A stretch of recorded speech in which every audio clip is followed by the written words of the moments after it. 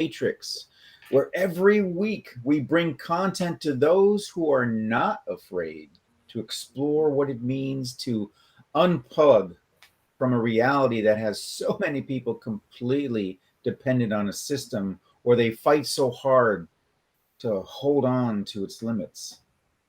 Our mission is to bring you more choices of empowerment, abundance, wholeness, and freedom into your life, to allow your creator within to emerge and prepare you for entry into life's master laboratory, where we can fully test the boundaries of what you and others consider to be reality. What if all you ever knew was not what it appears to be?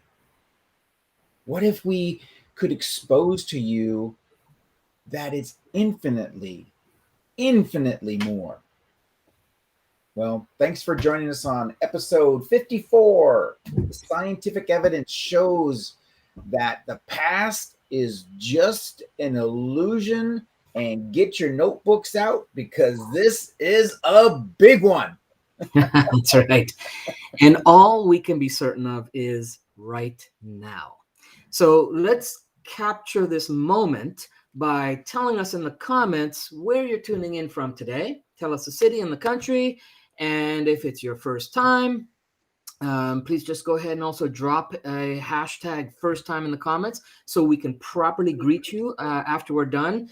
And please, please, please help us be spreading the content by liking, commenting, and also sharing. Sharing this with so that we can continue to grow our reach and our expand in our community and help more and more people, because people feel that in this crazy world they don't have choice. We want them to feel that they do have choice. I read somewhere just recently that suicide rates have gone up dramatically in the last 2 years around the world, not just in specific, like all over the place. And that only happens when people feel like they don't have any other choice. So let's spread hope and optimism because the world needs it right now. I believe we're at some pivotal points going on energetically and globally and consciously. So let's spread some good messages, good content, good information to combat some of that other stuff that's being rampantly pushed down our throats. So if you enjoy our content, please comment during the stream. If you have any questions, we do our best to get back to every one of them after the stream. So go ahead and drop them in there as well. And if you feel inspired at any time to share it with others, if something triggers something, you say, oh, this person could enjoy this, or these people can enjoy this. We thank you in advance, and believe those you share it with will thank you too. We do have another channel on another popular platform. We're being a little indiscreet about it. It has the initials of Y and T. It's something that you will enjoy. Yeah.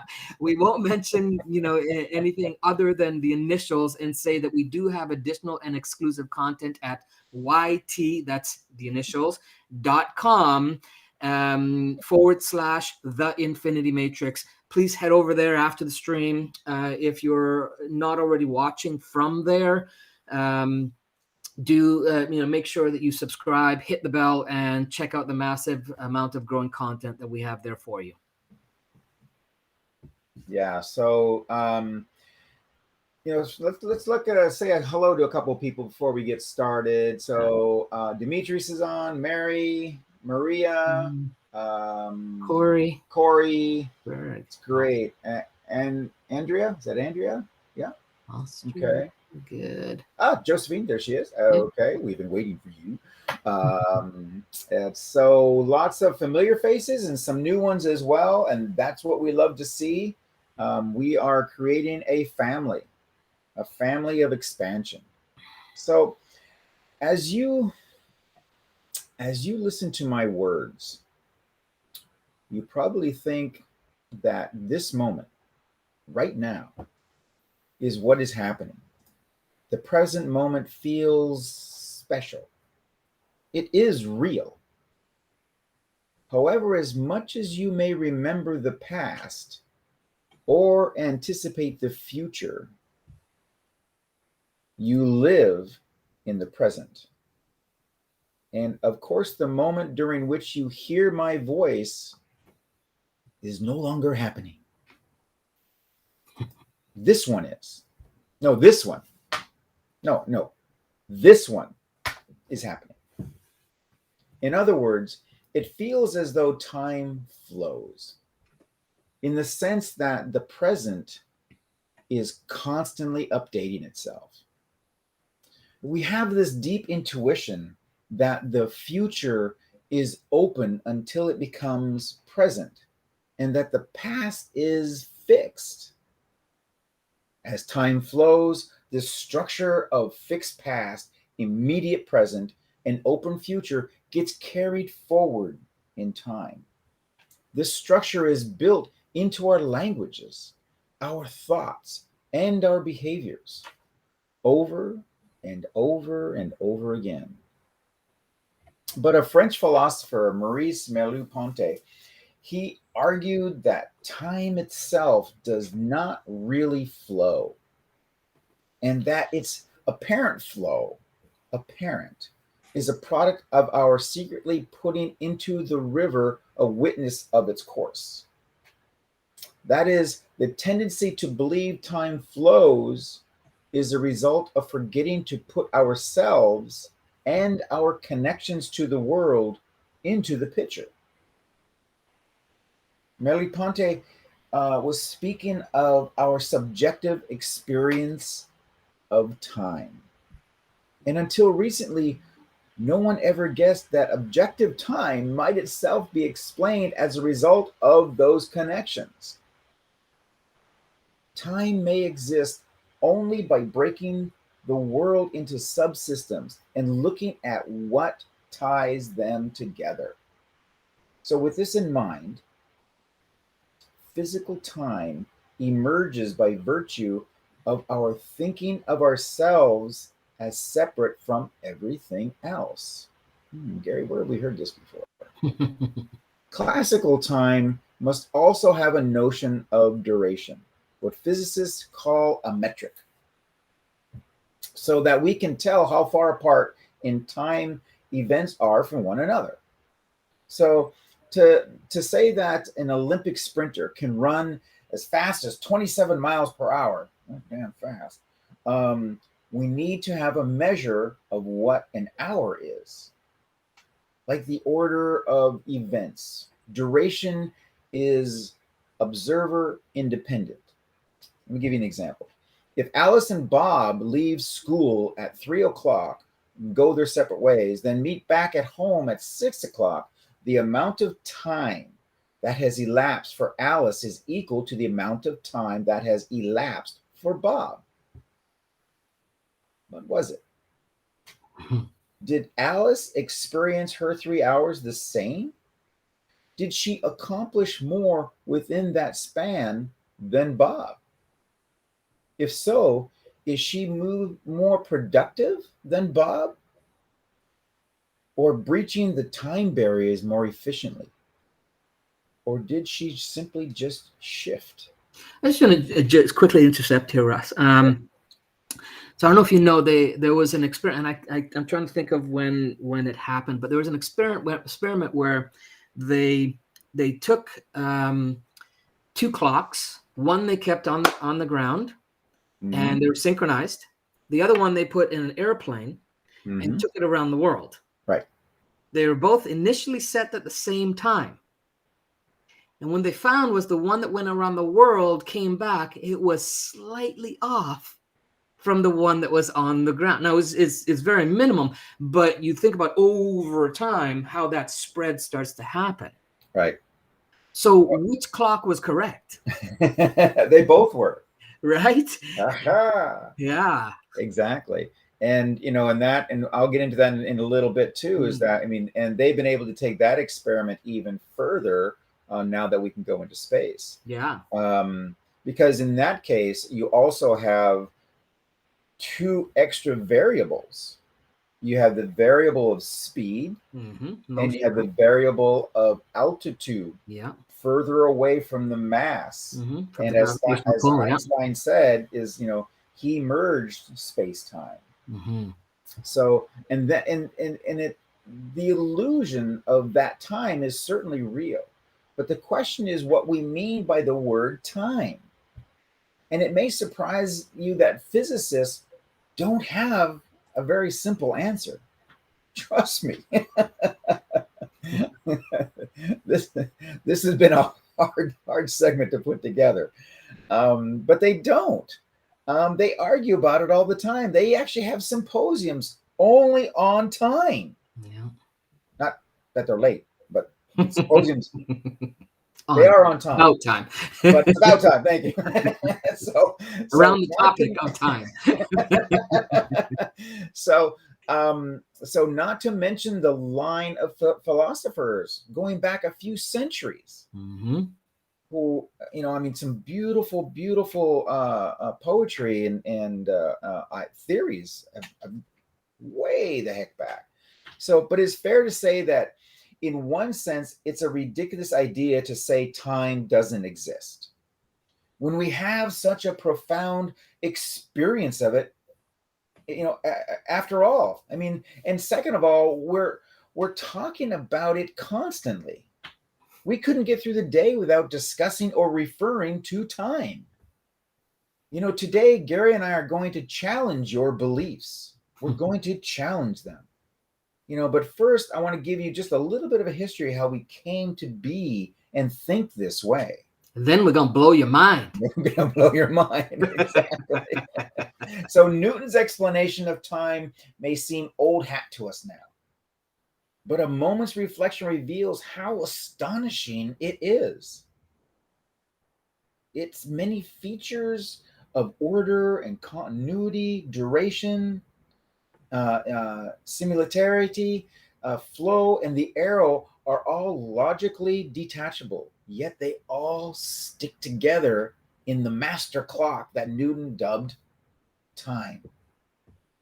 This assembly of features succeeded so well that it survived unscathed for almost 2 centuries. I mean, we have, all of us have so much technology at our hands, and he did this with a compass and a ruler, as far as I can tell, and a telescope. Then you have Austrian physicist Ludwig Boltzmann, who reasoned that because Newton's laws work equally good going forward or backward in time, that time has no built-in arrow, no one direction of flow. Instead, he proposed that the distinction between past and future is not intrinsic to time, but arises from the asymmetries in how the matter of the universe is organized. Mm. And then our favorite, Einstein, mounted the next assault by going down the idea of absolute similarity. I'm pretty sure I pronounced that right. According to his special theory of relativity, that events are happening at the same time depends on how fast you're going. The airplane. Okay. The true arena of events is not time or space, but their union as space time. The general theory of relativity, which extends special relativity to situations where the force of gravity operates, and gravity distorts time so that the passage of a second here may not be the same thing as the passage of a second there. This has been proven ever since we've been able to go into space.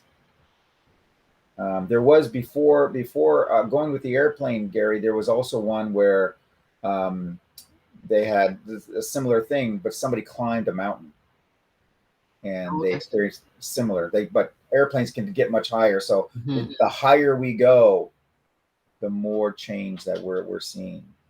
Yeah. So only in rare cases is it possible to synchronize clocks and have them stay synchronized. Even in principle, You cannot generally think of the world as unfolding tick by tock according to a single time parameter. It's so vast. In extreme situations, the world might not be carvable into instances of time at all. It then becomes impossible to say that an event happened before or after another. Everyone with me? Are we here? Come on, give me a little thumbs up. Just rattle your head a little bit, but hang on, because this is definitely leading somewhere. Okay, it really is. So if you got a little clock emoji, put that in there. Mhm. So then we have we came into the realm of quantum mechanics, and quantum mechanics says that objects have a much richer repertoire of behaviors than we can possibly capture with classical quantities, such as position and velocity. The full description of an object is given by a mathematical function called the quantum state. And this state evolves continuously in time. So, using it, physicists are able to calculate the probabilities of any experimental outcome at any time.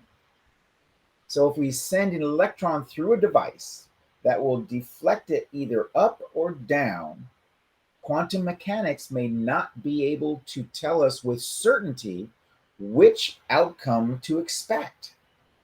Instead, the quantum state may give us only probabilities of outcomes.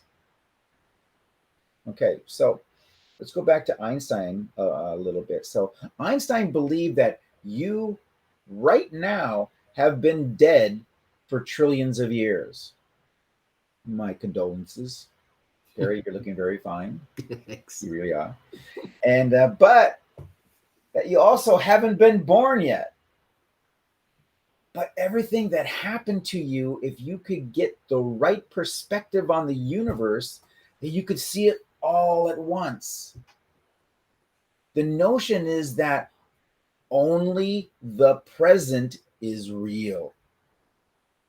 The past was real, and the future, some configuration of the future universe will be real, but for now, only the present is real. He was quite the philosopher, but that's just his science. Let me give you a really good example. When one of his best friends died, and he wrote a letter to this person's wife, talking about how his friend still exists. The time is a landscape.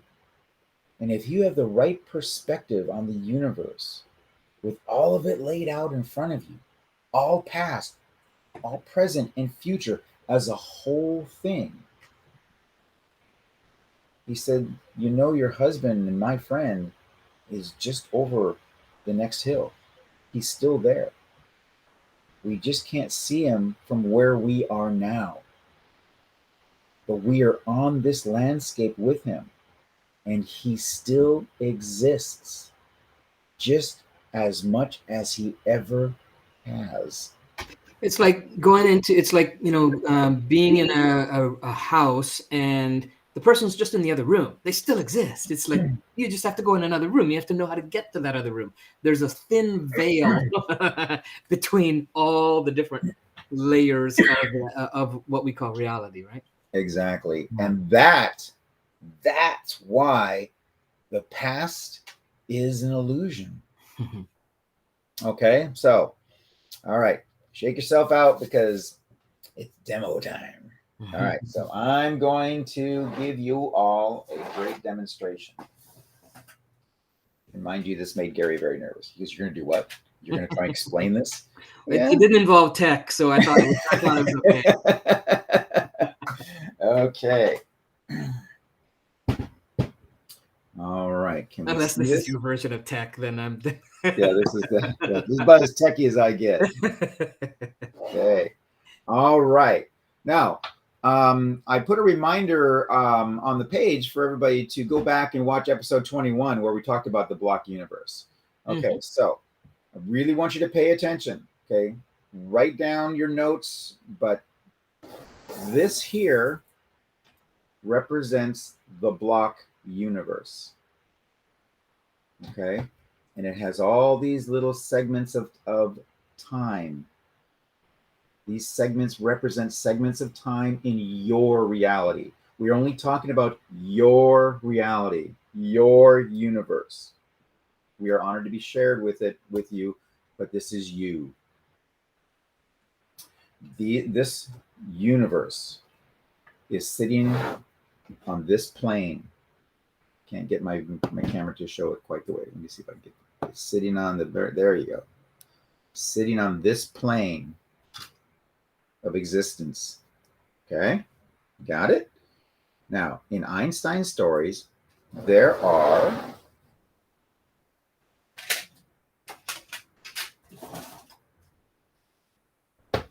multiple universes sitting on the same plane of existence.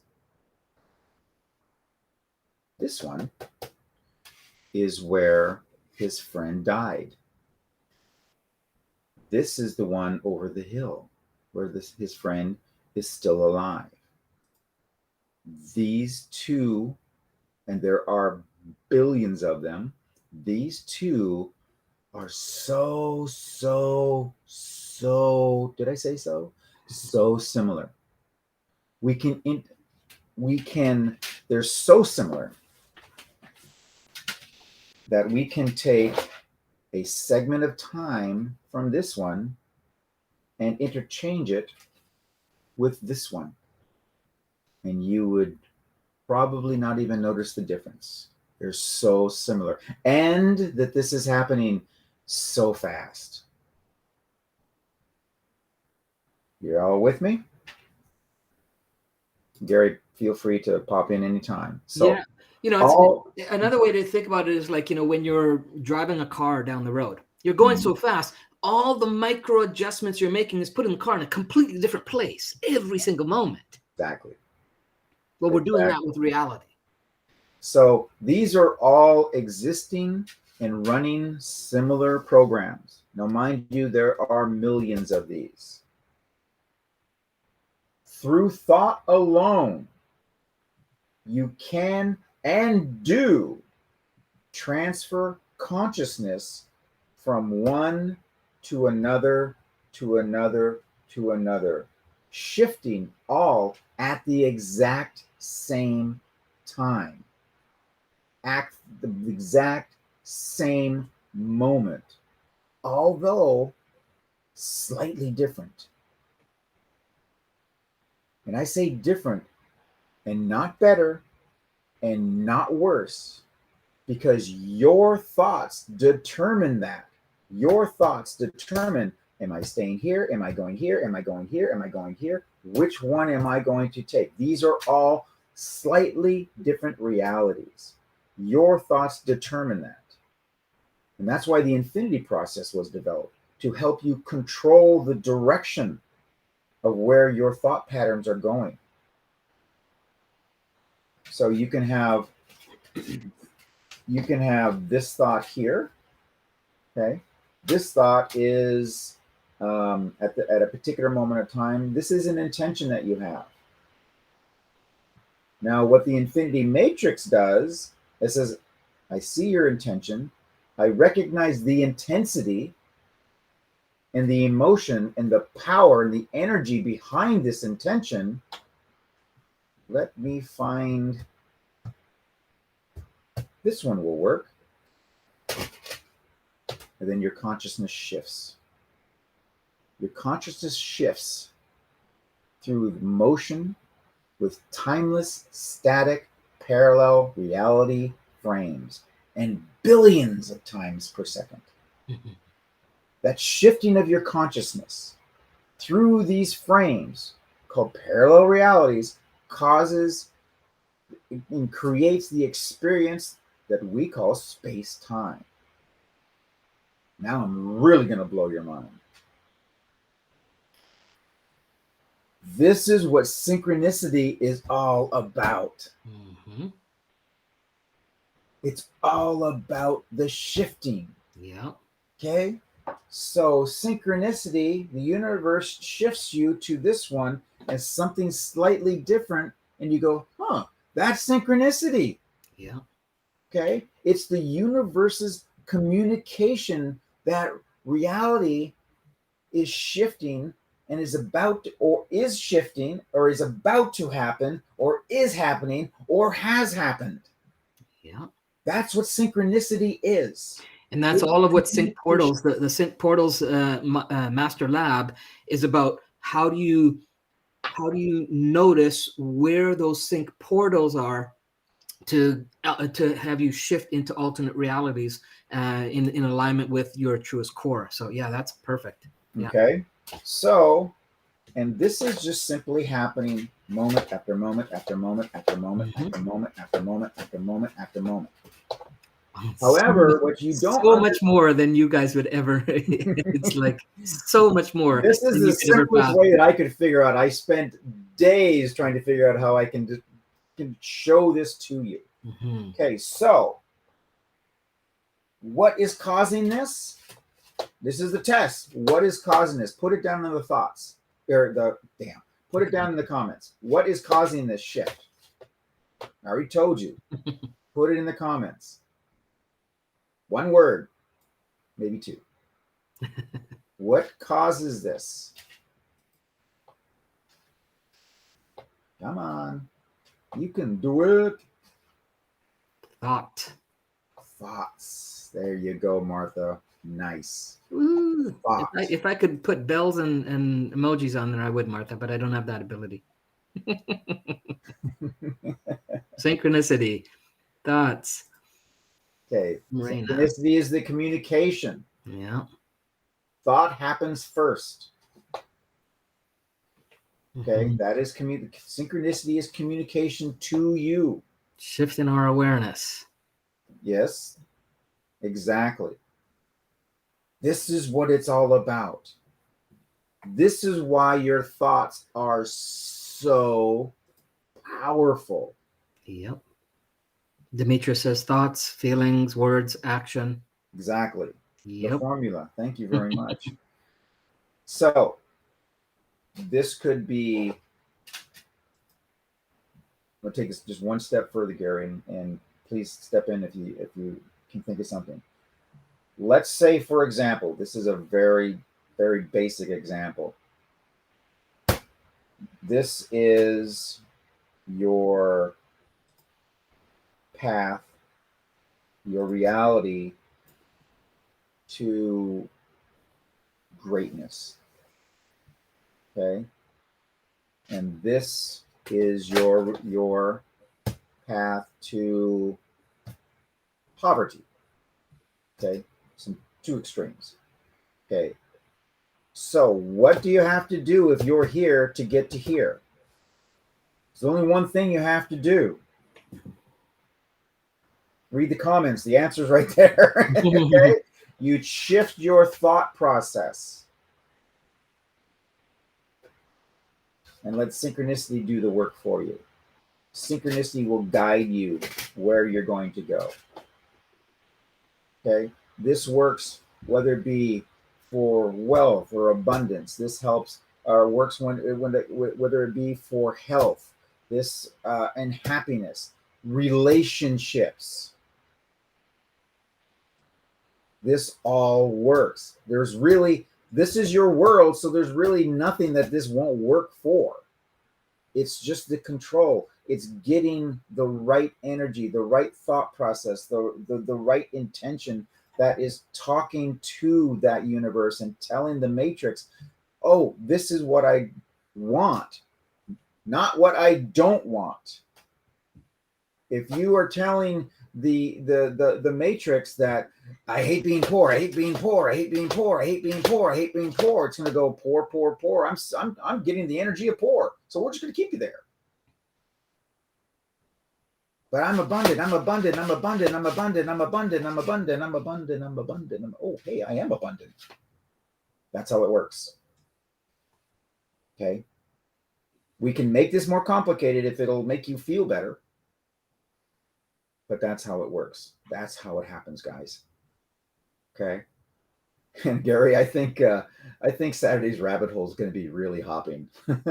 Oh, pardon the pun. Yeah. so so now you understand, okay, where we were and how we progressed to the present understanding.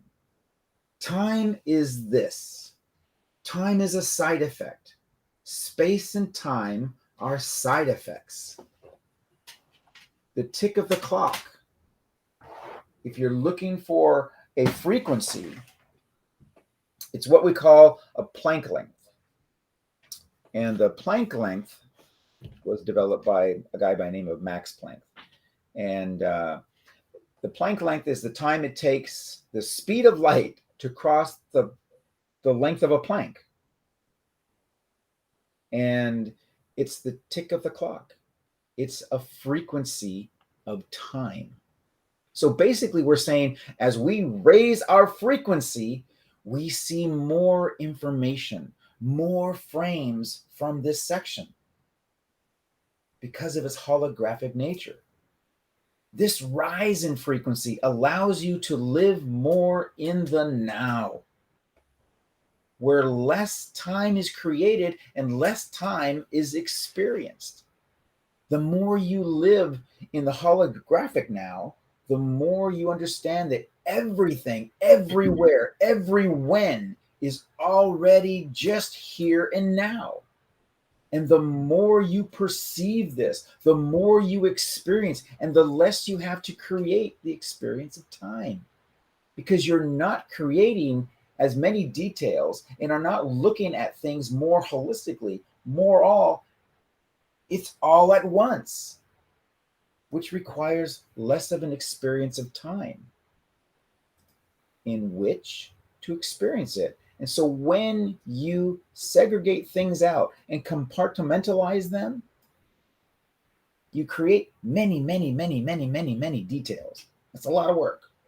So when you do this in the sense that you need to create the experience of more time just to fit in all of those details. So living in here and now collapses the need for the experience as a much time. And when you do something that you love to do, when you're focused in that way, and you say, well, I didn't even notice the passage of time. I've been doing this now for 3 hours, but it only felt like half an hour to me. You actually only aged half an hour.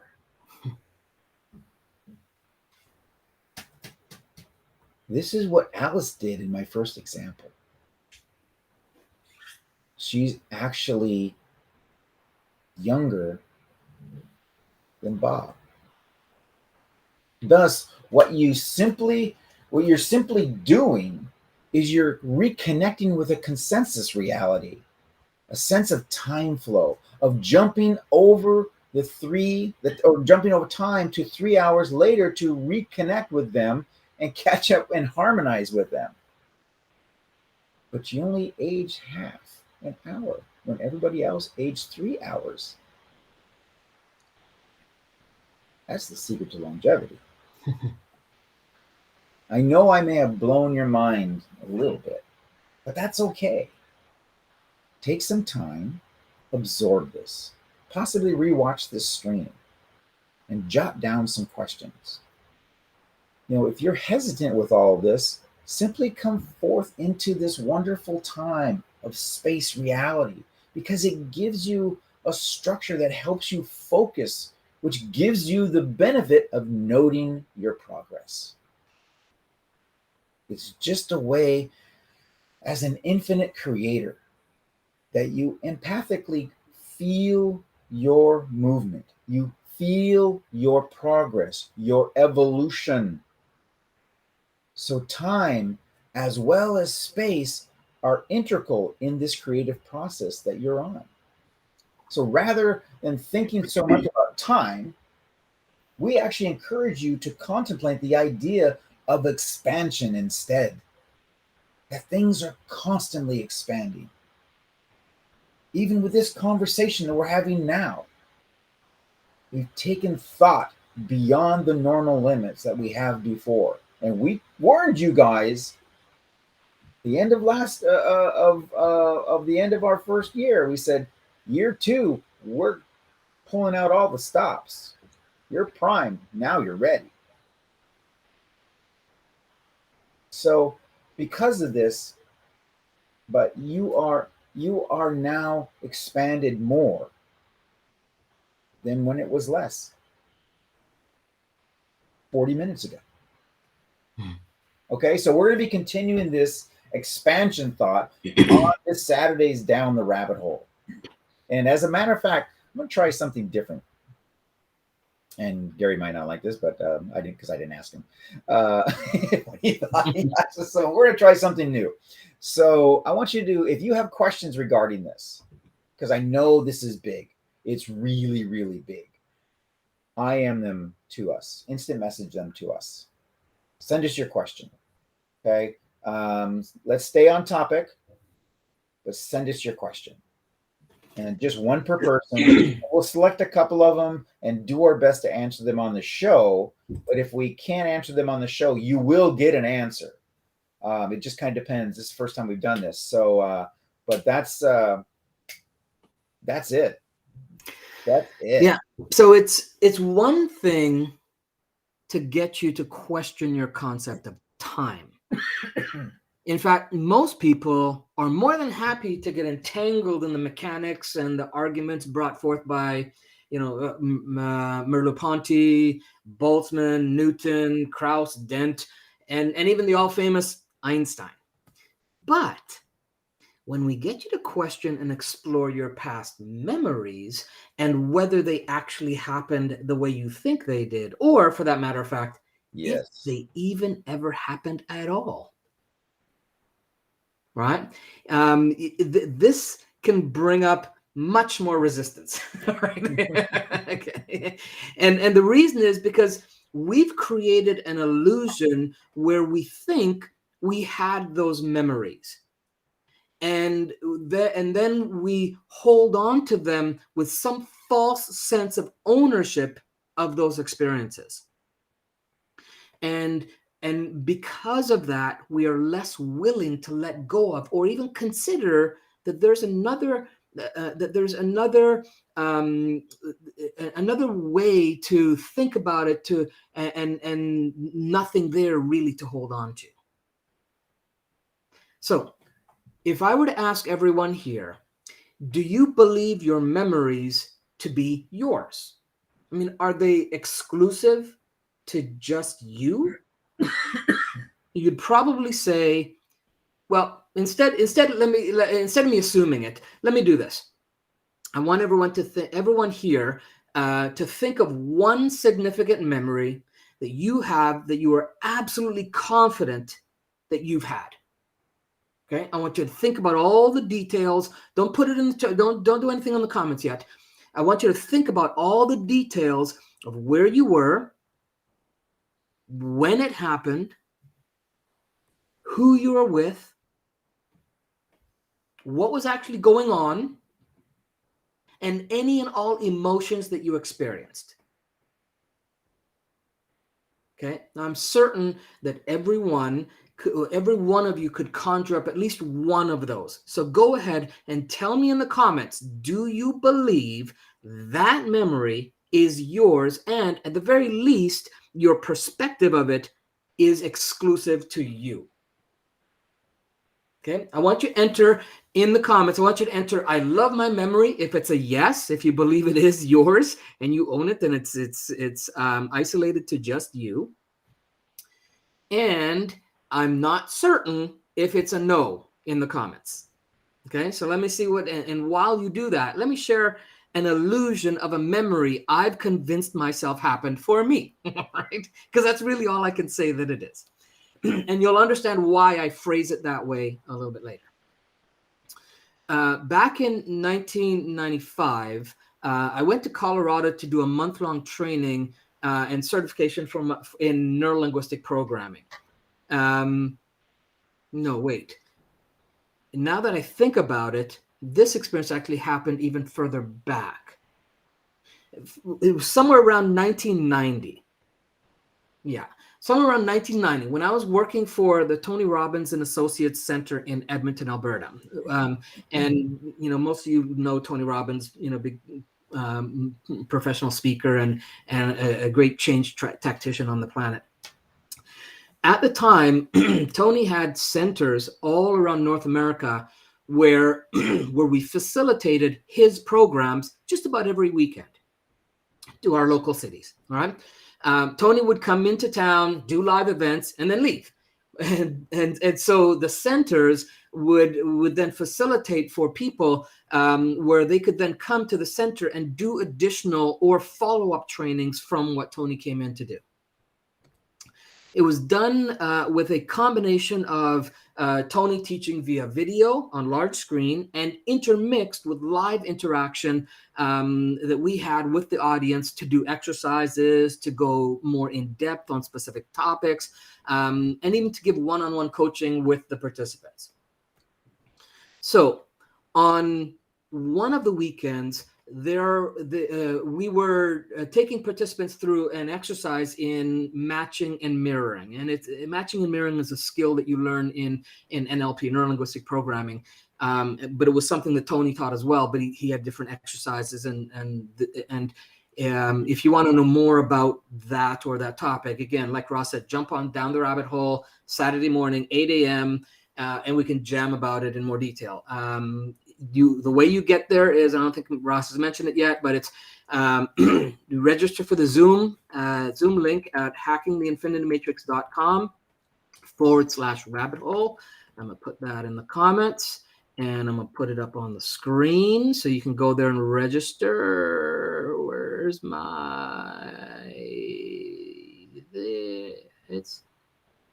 sorry, everyone. There it is. Okay. Yes, sir. All right, so it's coming up on the screen, and I've also entered in the comments. So go there, register for the Zoom link. If you haven't joined us on one of those calls yet, I don't know what you're waiting for. It's easy.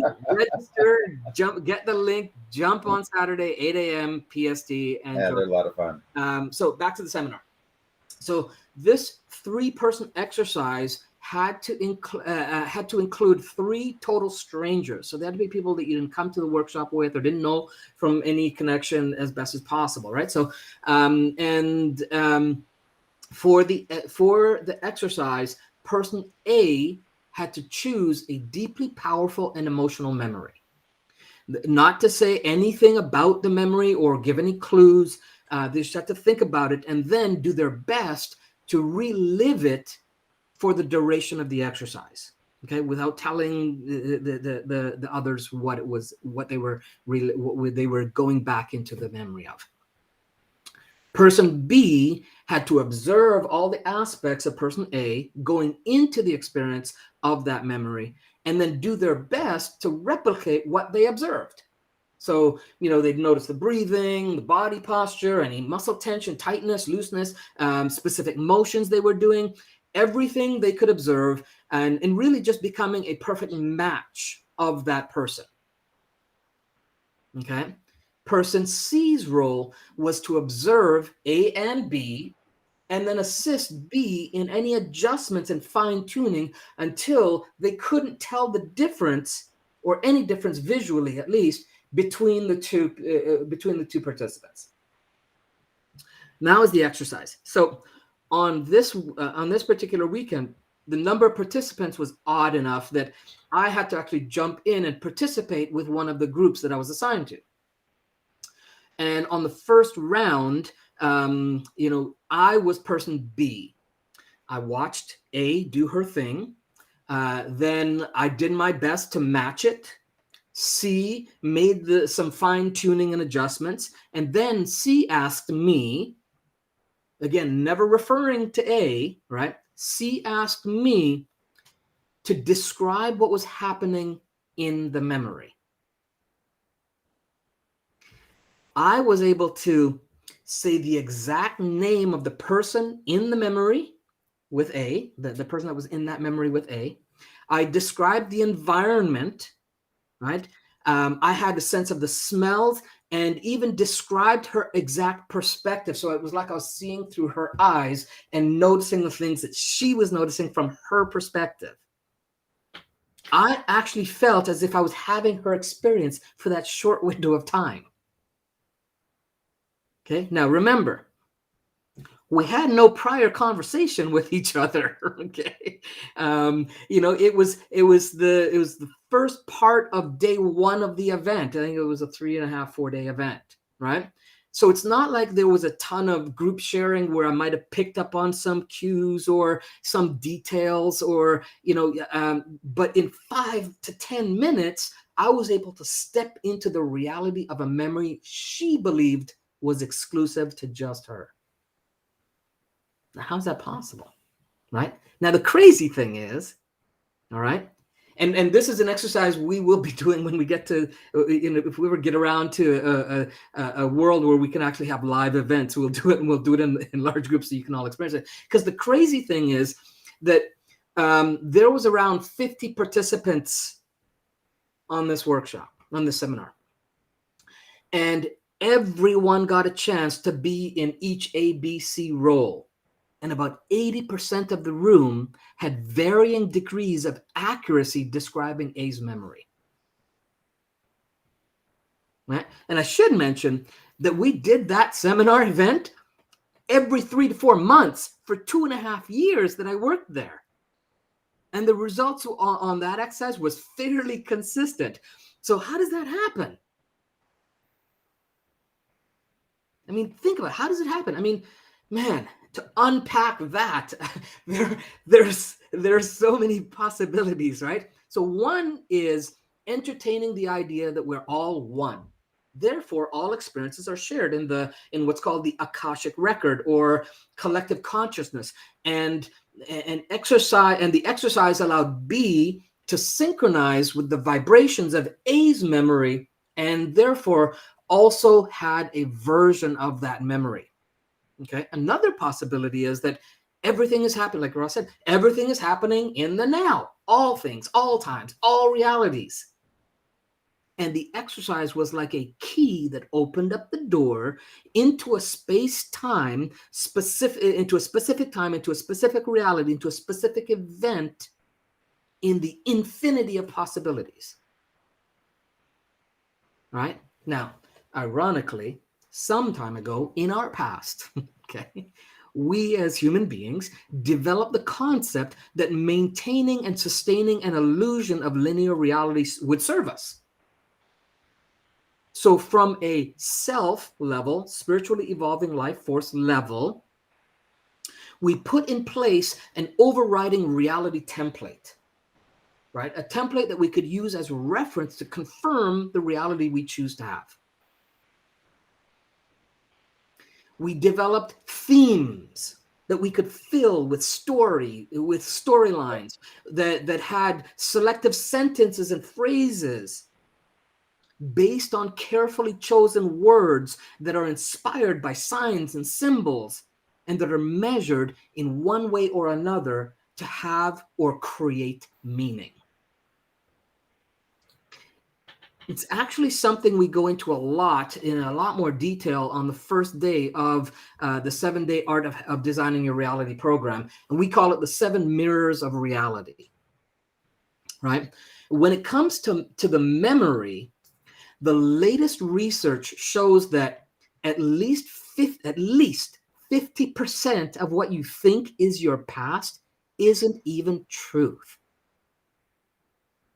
Because we distort, we delete, we generalize information all the time.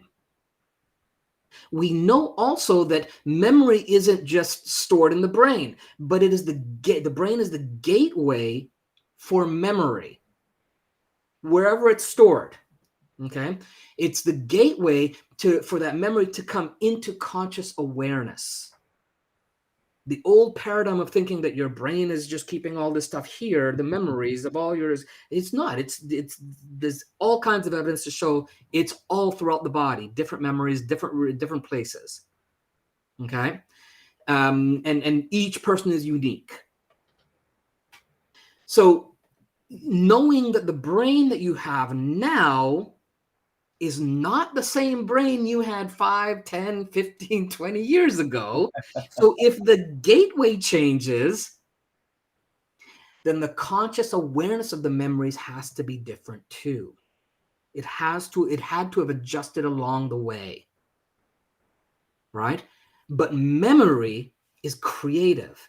It's creative to maintain a sense of continuity and an agreed upon reality. So we distort, we delete, and we generalize information. All right.